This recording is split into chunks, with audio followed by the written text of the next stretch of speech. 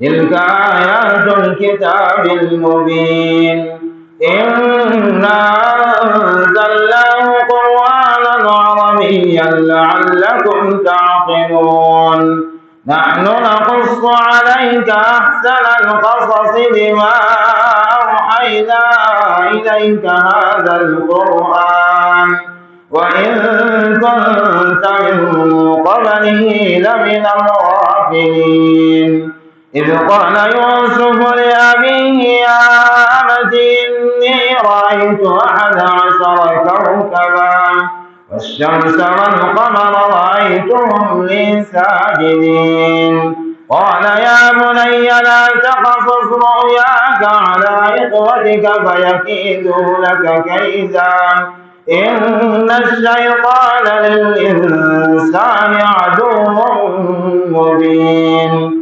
وكذلك يجتبيك ربك ويعلمك من تأويل الأحاديث ويتم نعمته عليك وعلى آل يعقوب كما أتمها على أبويك من قبل إبراهيم وإسحاق إن ربك عليم حكيم. الله أكبر.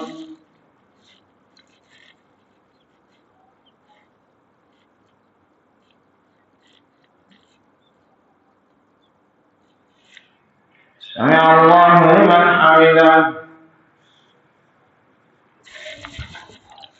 الله أكبر.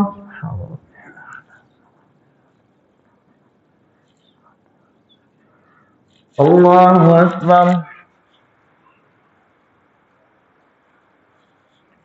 الله أكبر.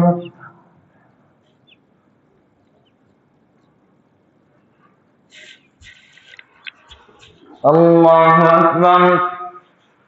الحمد لله رب العالمين الرحمن الرحيم مالك يوم الدين إياك نعبد وإياك نستعين اهدنا الصراط المستقيم صراط الذين أنعمت عليهم غير المغضوب عليهم ولا الضالين.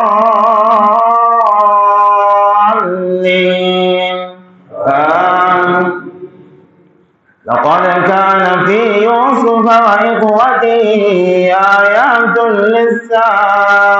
للسائلين إذ قالوا ليوسف وأخوه أحب إلى أبينا منا ونحن عصبة إن أبانا لفي ضلال مبين اقتلوا يوسف أو اطرحوه أرضا يخل لكم وجه أبيكم وتكونوا من بعده قوما صالحين.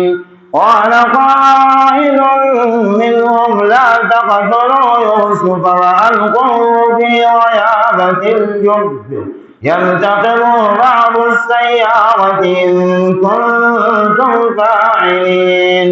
قالوا يا أبانا ما لك لا تأمنا على يوسف وإنا له لناصحون.